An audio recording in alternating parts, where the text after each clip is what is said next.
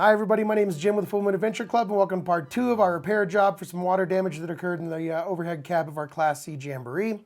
A couple things that we're going to be using in today's video is going to be Rust Inhibitor by Rust-Oleum. It's just in a spray can, it's good stuff, and anything that's rusted you can spray a couple coats on there and it's going to protect it and keep it from rusting any further. Also, we're going to be using Liquid Nail, which is the adhesive that I decided to use to adhere the paneling to the walls, attaching it to the steel and also the foam block insulation and stuff like that. Speaking of the foam block insulation, I could have gone and gotten some more, but really there's not much you can do to hurt insulation. It had no mold damage, and it really didn't even look like it had much water damage because the water just kind of flows around it.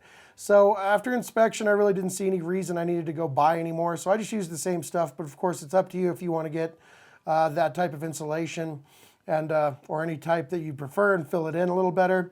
I just kind of went with expansive foam, which is great stuff, is what it's called. It's just a can of great stuff, and it's expansive foam that I used to put in there around the pre-existing foam block insulation and just kind of fill in the gaps, because when they do it from the factory, they really just slap them in there and they do not cut them to precise measurements. But the foam is going to be an upgrade from what it was, because there was a lot of dead space in there in between the foam blocks where they just cut them small and stuck them in there. So that's going to work just fine for me, and I just kind of wanted to go over that with you. And without further ado, we're going to jump out there and do part 2 of this video. So let's go check it out. Okay, so first things first, we're going to have to tape up everything that you don't want black paint on. We're about to apply the Rust-Oleum rust inhibitor, so you want to really tape everything off. And really, you might want to add some paper or keep taping until you have about 4 to 6 inches of coverage, because the overspray from these cans will move further than you think. This is an old can and it was barely spraying, so I thought it'd be okay with just 2 layers of tape. But you might want to add some paper to that, or just keep taping until you have 4 to 6 inches, so that when you remove the tape, you don't have a little black line from the overspray. So cover more than you think you should, and you'll be glad you did. I've been doing this a long time, and I'm not too worried about the areas at risk. So there's our Rust-Oleum, and we're going to apply a nice thick coat of this just to every surface of the metal that we can. Doesn't really have to be pretty. This is all going to be covered up. We just want it to be protected. And so we're going to do that to all of the different areas in here. And I am going to be doing 2 coats. I don't believe I showed the second coat being applied in this video, but I did let it dry and do a second coat. It's up to you, whatever you think it needs, but you do want to have a nice amount of coverage to keep that rust at bay. So after you've kind of gone through and gotten all the different areas, and you let it dry overnight, and then you come back and coat it again or a third time, whatever you think is necessary, then we're going to remove all of our tape. And now our metal's nice and protected, so it's at least going to stop the rust in those areas. Now I'm going to use this liquid nail.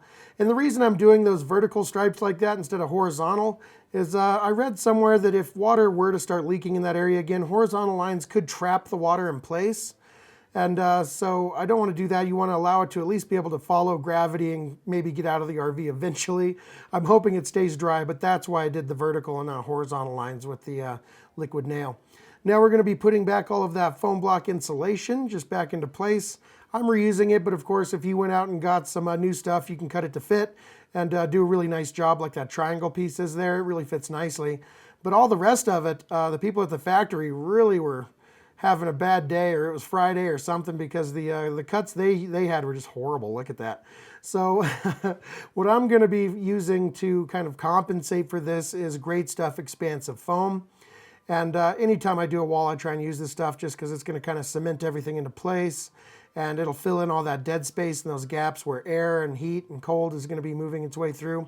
If the foam is touching the metal, I wasn't too worried about it, but all those dead spaces I definitely wanted to get with this expansive foam. You want to be careful, because if you shoot too much foam in the very back, it can expand and push out your foam block insulation, and you want that to stay flush with all of your metal for when you put on your paneling. So I just kind of filled in some gaps here, any areas that I thought could use a little reinforcement. And now it's time to cut off all of the excess foam after I let that set up overnight.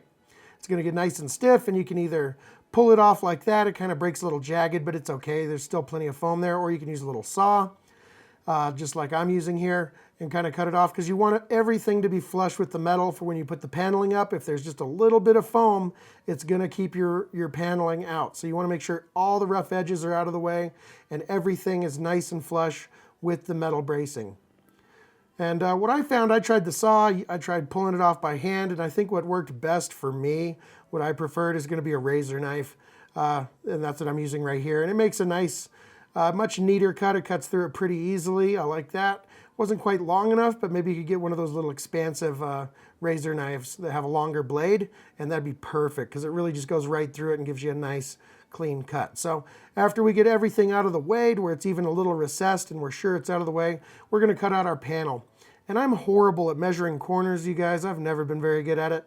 So I had this really big construction paper, and I'm just going to put that up there and cut out everything that I need to, and that's going to give me a really good indication of how this weird corner piece with all the little edges and stuff is going to be, instead of doing a big diagram with all the measuring distances and stuff. You can do it either way you like, but I happen to have all this weird old photographer paper, and so I decided to use it and to get my corners and everything, so I can get that into one big solid piece as much as I can with the pieces that I have. So I'm going to tape that all up, cut it all, and then I can take it out, tape it to my scrap piece of wood right here, and we can kind of trace that out with a pencil, fill in any measurement lines we want. We can double check everything, get some nice straight lines there if the paper's kind of twisted up or anything, and then we can cut that guy out once we have everything marked.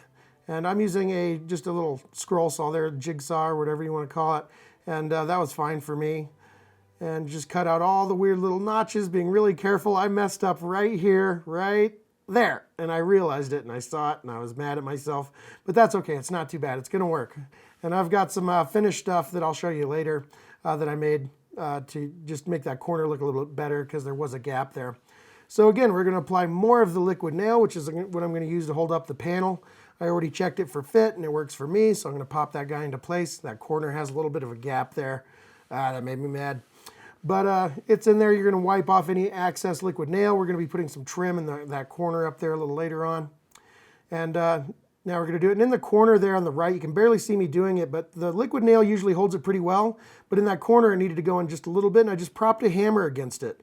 Or you could use a shower curtain rod that expands and just kind of push that against the window any way you can. Or you can use clips and stuff like that. All right, well, there you go. I have never been good at cutting around corners for windows and stuff like that. I hate it. It's my least favorite thing. So I tried to use the paper format, and I still got it a little wrong. There's a little bit of a gap there, but there usually is. It's really hard to cut that exactly perfect to the millimeter, so it really fits around curved surfaces in the window. So in part 3, we're going to be going over some more panel installation and also the touch-ups and finish work that I'm going to do to make this look really nice. So stay tuned for that. I will put a link to the first video and the next video right after I'm done talking here that'll take you over to both of those. So my name's Jim with Full Moon Adventure Club, and until the next video, thanks so much for watching, and happy camping.